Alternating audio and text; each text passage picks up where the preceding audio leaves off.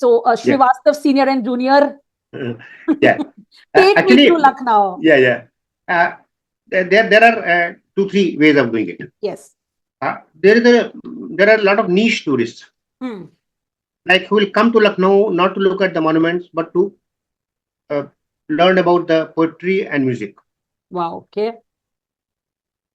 So they will have different places to go. Hmm.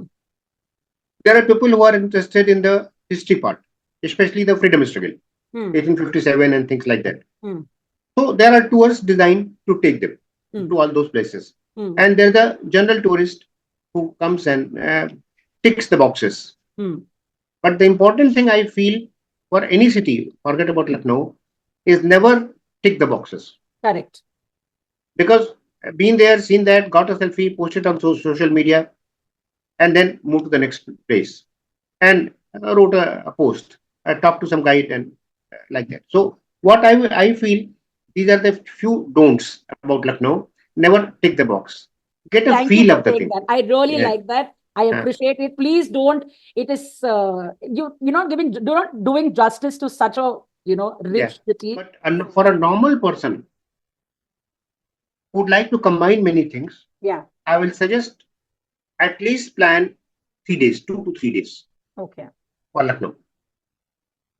So the first day you can start from place called Husainabad, Chowk area. Okay. Let's go. Yeah. Hmm. So where you have got all the imambadas and things like that. Hmm. But before you venture into that area, a brief history is essential. Yes. Why Husainabad? Why Chowk? Why? Why What is Lucknow? Lucknow? Lucknow's name. Correct. We can start off with all that. Like. Lucknow came up as an independent city in 18th century.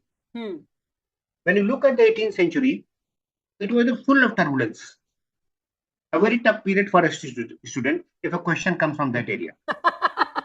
Dates and days and name and number of Yeah, the because person you, who you, has you, you conquered. remember all the Mughal emperors, you can remember Babur, Humayun, Akbar, Jahangir, Shah Jahan, Aurangzeb.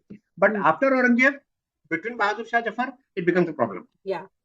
It gets blurred. Yeah, they were changing like coalition governments. Like, like in 90s, we had a huge number of prime ministers changing for 1 year, 2 years, 3 years, like that. In months also, days also. In months, days also, 13 days. Yes, 13 days. So, 13 days. So, it was like that. So, when the Mughal power declined, the number of principalities become independent, almost independent, because the respect for Mughals were there. Hyderabad came in the south, Hyderabad Nizam, Murshidabad in Bengal, and Awadh here. So, Saadat Ali Khan was made the Subedar. At the time of Akbar, what we called the Suba, province, state, that structure came. So, what we know now as UP was divided into 3 Subas: Agra, Awadh, and Allahabad. Okay. So, you can understand Lucknow only by understanding Awadh, because Lucknow is the center of Awadh. So, after the death of Aurangzeb, Muhammad Shah was the king, and he deputed Saadat Ali Khan, Saadat Khan to Subedar. But everybody else was declaring independence, so he also declared independence. How? He was transferred.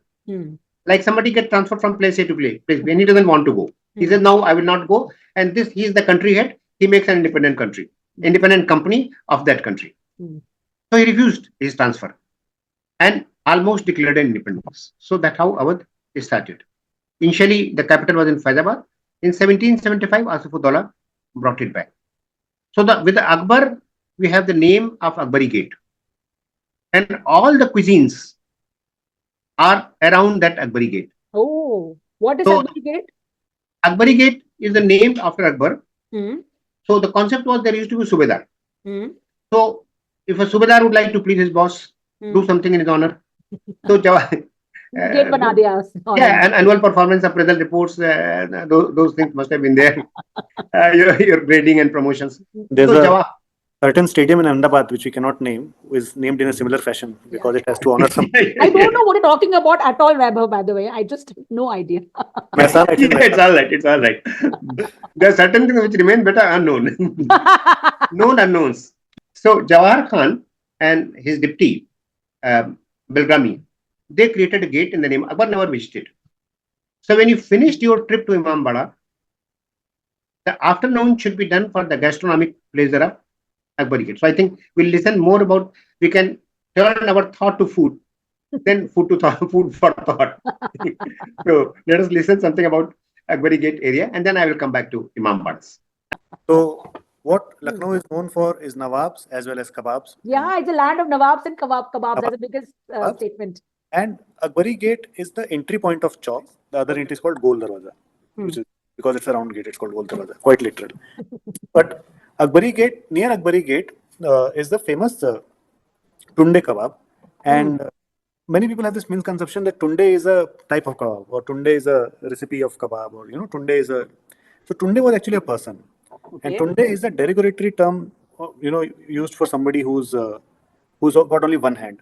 So that person is called Tundey, and like in Game of Thrones, the character of Tyrion Lannister, he said that I will own what you throw at me. He said, okay, you're calling me Tunda, I'll make Tunda a brand name.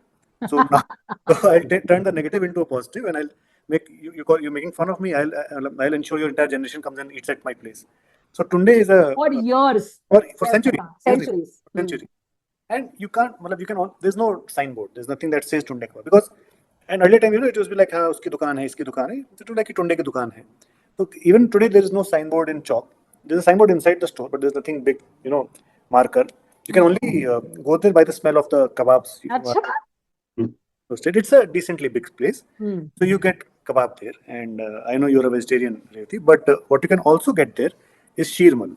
So Sheermal is like a sweet roti kind of thing, like bakar khani you get in Delhi. It's like a version of that. That can be had with kebabs. And it's like a mixed thoda meetha khatta savory type of thing, but that can be had as a dessert on itself. Okay. So you from Akbari Gate, you walk inside Chowk. You don't get soya chap kebabs and all that then. Kya yaar? Tunde would rather cut his other hand than make soya chap kebab. You would do that, okay? Tunde might be cool about it. One question: is this a breakfast thing or is this the lunch dinner kind of? It's a eat when you can, eat how much you can thing. So it's a go there hungry kind of meal. Yeah, That's I would all. recommend going during the winters, because you'd feel better. Because in general, you'd feel better. Like anytime the temperature is more suitable. And you can eat more. In the winter, you can eat more also. Certain concessions the old shop has made is that it has got a tie-up with some nearby shop which gives thumbs up. So you can have like nice chilled thumbs up while you're having the kebabs. Nice. That is so anybody going to Lucknow, definitely I recommend going to Tundey kebab. Like you, I'm also a vegetarian, and I always feel slightly envious when they go and get a lot of kebabs. हाँ, मुझे भी लगता है ये लोग सब करते रहेंगे ना what do I do? But the Sheermal we can eat, the vegetarians. The Sheermal started sometime at the time of Ghaziuddin Haider. He was the king sometime in the 1819, that period up to 1837. So the story is when it was offered to him, so many things were offered to on the royal menu. He only took a bite, and he eat it with a barfi. So still there's a tradition of eating Sheermal with a barfi. And there used to be a type of Sheermal with a corner cut, which used to be made. Remembering Ghaziuddin Haider has taken a morsel out of that Sheermal. What a nice story. What a nice story. So nostalgia ke liye just like cut off a part on top. Correct.